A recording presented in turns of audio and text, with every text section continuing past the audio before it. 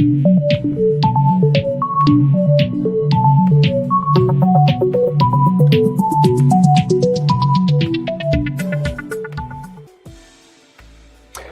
CannaSphere family. Welcome to another exciting, exhilarating, dynamic version of CannaSphere Africa, where we talk about all things happening in the cannabis industry in Africa, as well as some bits and pieces from around the globe.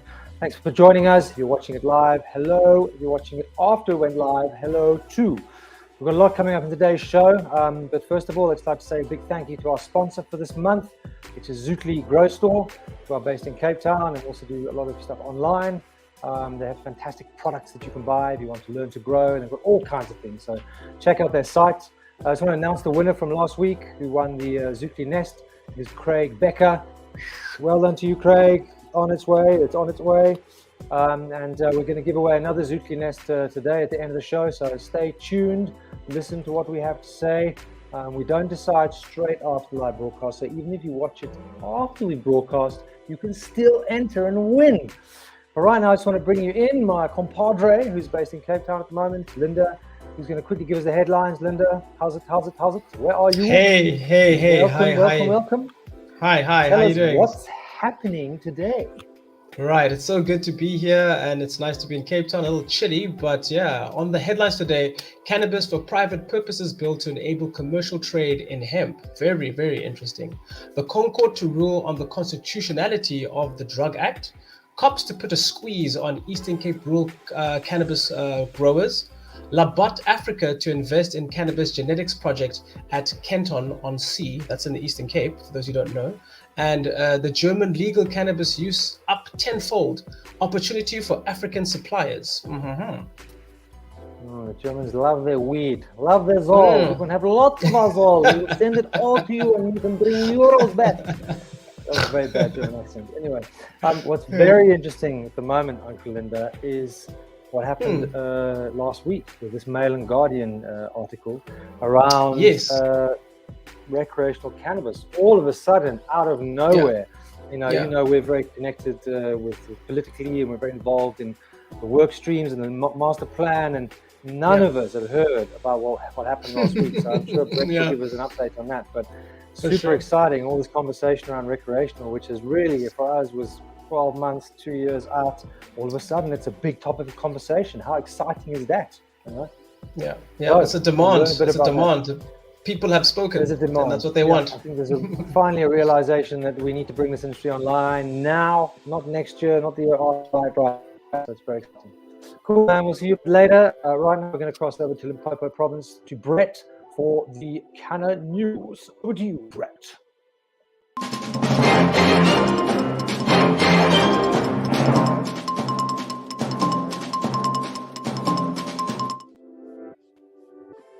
Hey, greetings from the CannaSphere studios in the Limpopo Mist Belt.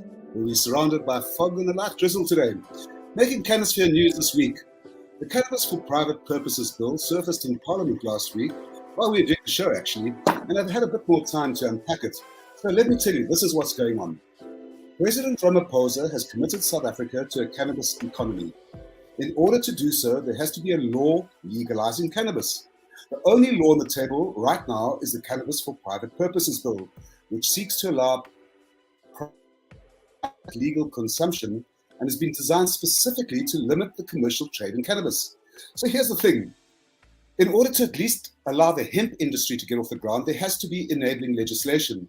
So the Department of Trade and Industry has effectively bullied the Department of Justice into inserting a clause allowing future commercial trade in cannabis, i.e. allowing hemp to be cultivated, processed, distributed and sold legally, because no other cannabis law exists.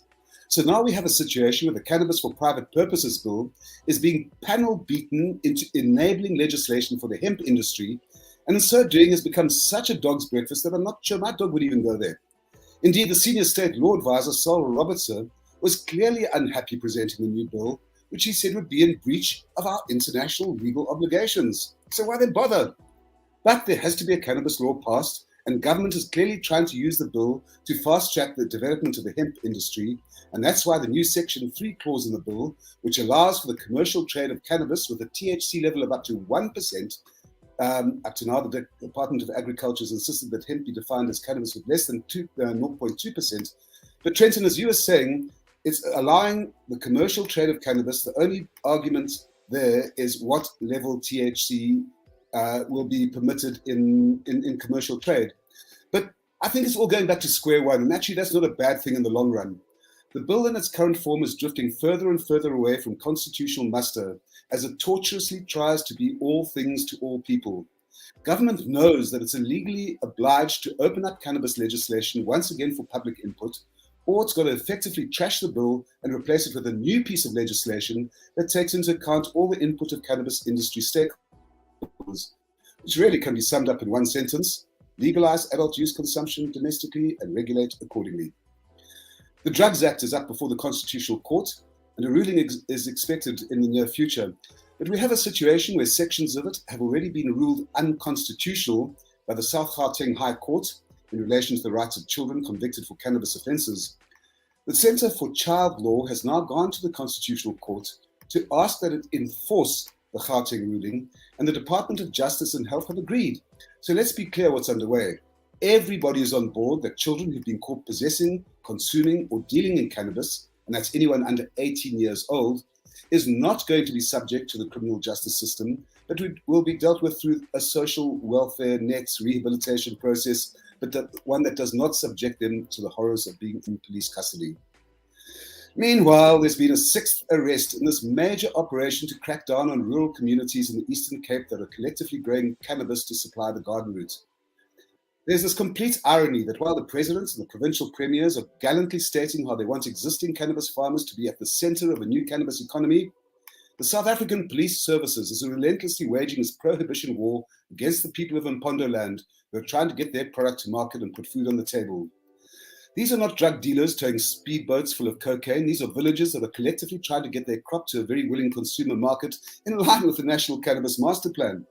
5 men are already in custody in what police have hailed as a successful intelligence-driven operation. Let me repeat that: intelligence-driven operation. While the police are acting against the rural poor in the Eastern Cape, it's not all bad news from that part of the world. JSE-listed Labat Africa has bought 80% of SAPRA-licensed grow-up Sweetwater Farms. It says it intends creating a nursery for its subsidiary Ace Genetics, which is embarking on a program to protect and commercialize indigenous cannabis landraces. Labat paid 10 million rand for its stake and says it's going to invest further funds to make Sweetwater the primary local genetics nursery in the Eastern Cape. And finally, despite the war in Ukraine creating major uncertainty for economies the world over, one thing seems certain: the demand for African cannabis internationally is on the rise. German multinational Cantarage says the legal demand for medical cannabis has risen tenfold in Germany in 4 years and is set to rise further when the new coalition government allows for regulated recreational use in the coming 18 months. Cantarage is on the hunt for African producers to fill the demand. It's already picking up flower from farmer growers in Brits in Northwest Province, from Lesotho, Zimbabwe, and Uganda, and is looking for more bud for Berlin. Back to you, Trenton. I think it's fantastic that the German market have identified us as a supplier, because there's a lot of links between Germany and South Africa. There have been for many years, obviously from a tourist level, from wine exports, fruit and veg exports. So that's really, really fantastic news. I am cautiously optimistic about the new news. I mean, you give us one positive side and then you smack us across the face and tell us about the negative things that are happening. Intelligent-driven operation. I don't think it's that intelligent to be putting all that effort and resources into. It's just completely counterintuitive. So on the one hand, it's exciting and it's confusing. But that's the space that we're in, and it's very exciting. It's happening. Everything is happening in different places and different things at once. So the police are really, in their minds, they're trying to crack down on illegal DACA dealing from Transkei. Whereas on the other hand, the government's trying to open up the cannabis economy. And at some point in the near future, these things are going to have to be reconciled. And I think we can take some heart from the fact that the president is going to be appointing a new cannabis advisor who's going to be in charge of the National Cannabis Master Plan, and is going to get agriculture, justice, health, everybody around the same table to at least allow government to speak with one voice. I think I've taken up far too much of our time already. It is indeed exciting. I must just comment, it looks like you're in a Harry Potter set. Is that actually mist in the background behind you? No, we're in thick mist here in the Limpopo mountains. Our power only came on an hour ago. I was panicking, but we live at with the vagaries of the weather out here in Limpopo. Yeah, elements. Nice. We'll see you later, Brett. Thank you so much. We're going to cross now to Noxy for Canna Lifestyle. Over to you, Noxy.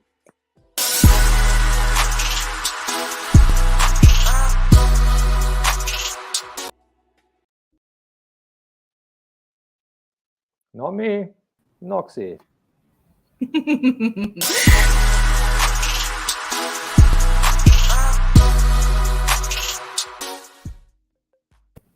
Yay, the right face. Good afternoon and welcome back to the Canna Lifestyle News Desk. With me, the Kush Queen, bringing you all things cannabis, lifestyle, art, entertainment, and education.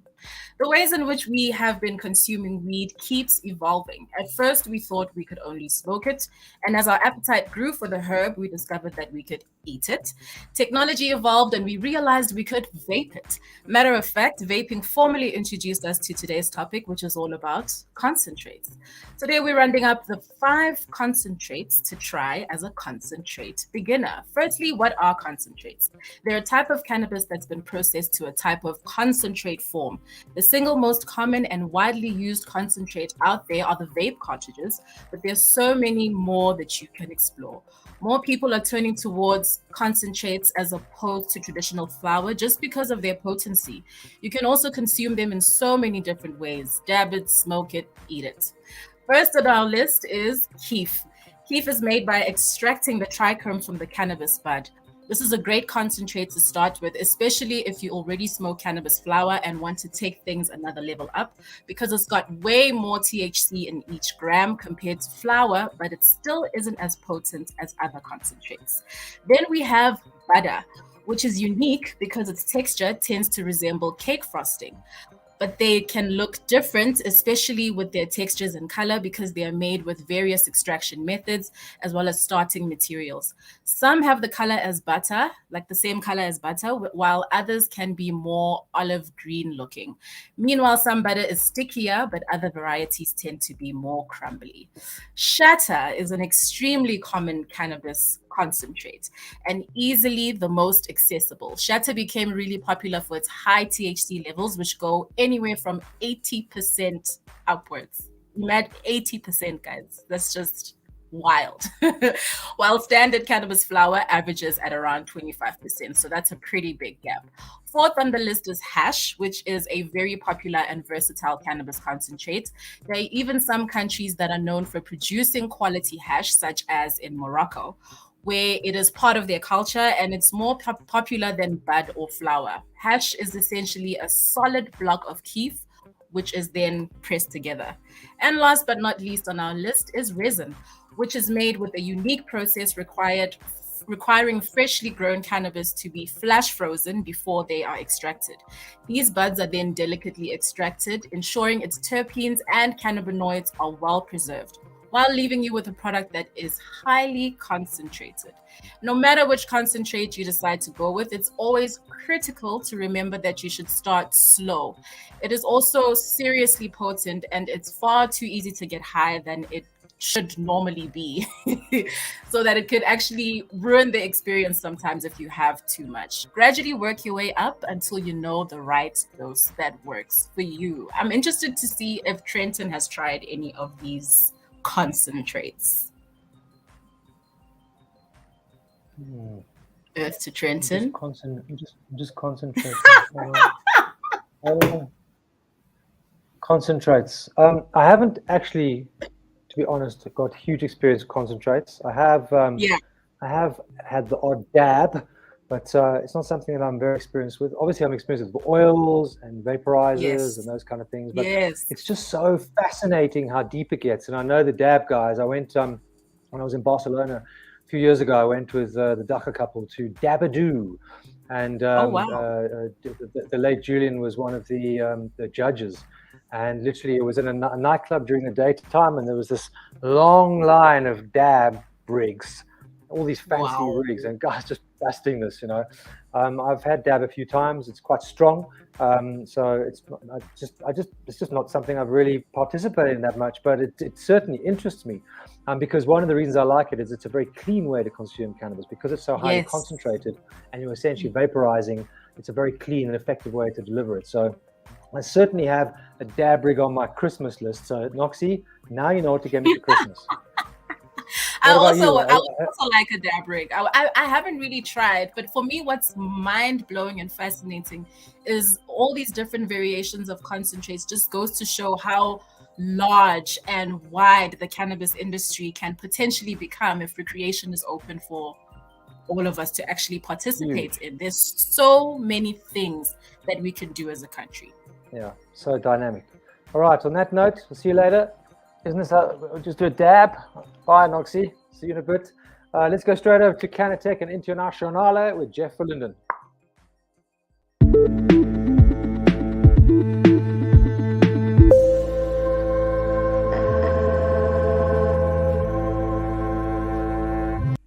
So in today's CannaTech, we're going to be talking about what is a supercritical CO2 extractor. So let's address the first one, CO2, carbon dioxide. It's what anyone would breathe out, except when it's purified, and that's the only gas that we're using. This is what's used as a solvent to extract from cannabis biomass to produce extracts. Now, there's different ways you can use CO2 under pressure and time to essentially get to your product of interest. So really what happens is you're pressurizing a vessel where biomass is loaded, and in the initial stage, what you'll do is in a subcritical run, which is essentially stripping the terpenes. The terpenes, the smells we love from cannabis, is put as a separate fraction.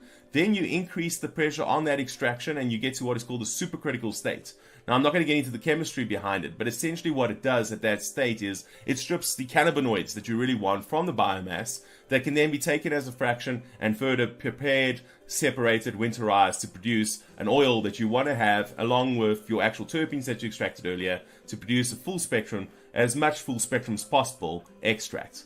Now, in terms of international news, the biggest one has been from New York, where New York and legislators have come out and said individuals as well as families that have been negatively impacted as a result of light cannabis crimes, or essentially in the past conceived crimes, would now be afforded an opportunity to participate in the cannabis market at the retail level from an early start point. We're still waiting for more on this, but it is nice to see that those disadvantaged by the war on drugs, for cannabis specifically, will potentially see opportunities in New York to participate in the sector. In the Dutch market, there's been some additional licenses granted that relate to the closed chain of coffee shops that are being piloted for recreational use in the Netherlands. Everyone knows historically that the Netherlands has been very relaxed on the consumption and use of cannabis within the coffee shops. However, this has never really been gazetted or ratified as any law. It's always been tolerated. Now, there's this attempt by Dutch government to really get a better handle on the quality of supply chain that's going to coffee shops to really formalize the sector more. So we'll see how that develops in the Dutch market. But back to you, Trenton. Thanks, Jeff. I think it's fascinating because even though we've always looked at Holland and especially Amsterdam as a very liberal space, as Jeff mentioned there, it's not so open when it comes to coffee shops. They're only allowed to keep a certain amount of product there at a certain time. So what you've got apparently is courier guys on bicycles bringing stock in throughout the day so that they don't have too much on site. There are some complexities. And at one point, the Dutch government actually came out and said, actually, we want to ban the coffee shops. We don't want them to be here anymore. It's attracting the wrong people. But what would Amsterdam be without coffee shops? It's a very beautiful city, but that's what there's got people coming there for many years. Anyway, thanks for that, Jeff. We're crossing over now to Dr. Carmen, who's going to give us a bit of insight into the myths around CBD. Over to you, Dr. Carmen.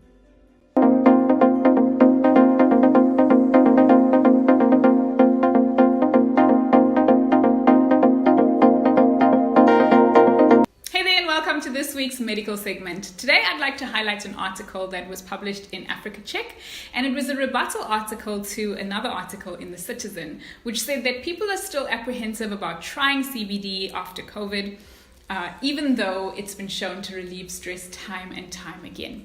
And this article really highlighted two very important points. The first was that stress and anxiety are not the same thing. And while there have been numerous studies showing that CBD helps to relieve symptoms of anxiety, we really cannot equate the two. And the second point of the article was that the legal dose of CBD in South Africa at the moment is 20 milligrams per day. And all the clinical trials that exist use much higher doses of CBD. In fact, 400 to 600 milligrams are used in most clinical trials. And so I think that this article really highlights a very important point, is that especially if we are going to go out there and educate people on the benefits and the uses of medical cannabis, we need to be very clear about the messaging that we are sending out. And making false claims or claiming that CBD or medical cannabis is a panacea and that it's a cure-all and that it has all these amazing benefits without really having the science to back it is treading in very dangerous territory. We do know that CBD is extremely helpful when managing symptoms of multiple different mood disorders and especially in instances of epilepsy, but dose matters. And so especially at this stage when we have restrictions on how much CBD we can actually use per day in South Africa, we really need to be very careful about making these claims, especially if we want to establish a good rapport and credibility in the community. So I just broke the law. I just had 70 milligrams of CBD. So I am now criminal. And yes, I agree with Dr. Carmen. It's our 20 milligram rule and the 600 milligram packaging rule is completely archaic. And there are steps we are taking as a community to try and solve that. Thanks for that, Dr. Carmen. Next up, we have Mr. Cuban Zulu, who's coming to us all the way from Johannesburg. Mr. Cuban Zulu, are you there? Over to you, man. Tell us some stuff about growing.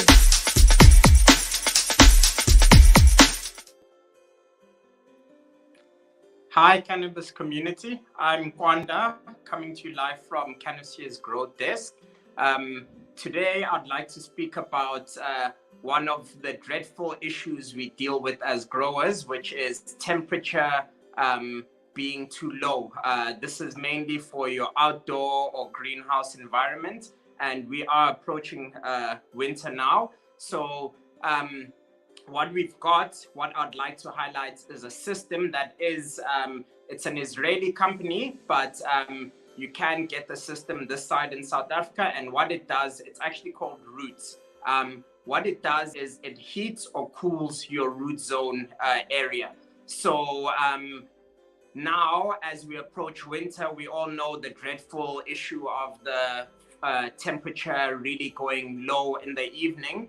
This system, you put the probe directly into your pot or, wherever your roots are planted, you push it in by your plants and it regulates the temperature. It uses a heating system, a heating unit, which if you reverse the function, works as a cooling, but basically that unit, you put in the temperature you want and it transfers that to your root zone.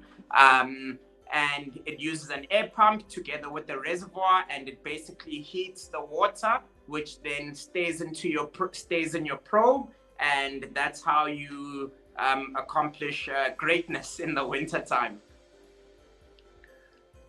Great, thanks, Cuban. I love that system. It's just, especially for growing in winter, when it goes to those cold temperatures. And I mean, there's so much value in keeping the roots, heated and cooled at different times of the year. So thanks for sharing that with us. We'll see you again, same time, same place next week. Thanks to Cuban Zulu, master grower, or the term master grower is often loosely used, but an incredible grower, been growing for a long time. So we're proud to have him as part of the show. Guys, what do you think? What's your opinion on the grow system? You like it, especially in your neck of the woods in Hobbit land there? Maybe you need a grow system, Brett? Yeah, no, I like it. We need to have an overarching thing here. I've realized that where I live in Limpopo, it's very difficult actually to grow cannabis because of the humidity. You can see behind me just the mist that we have here a lot of the time of the year.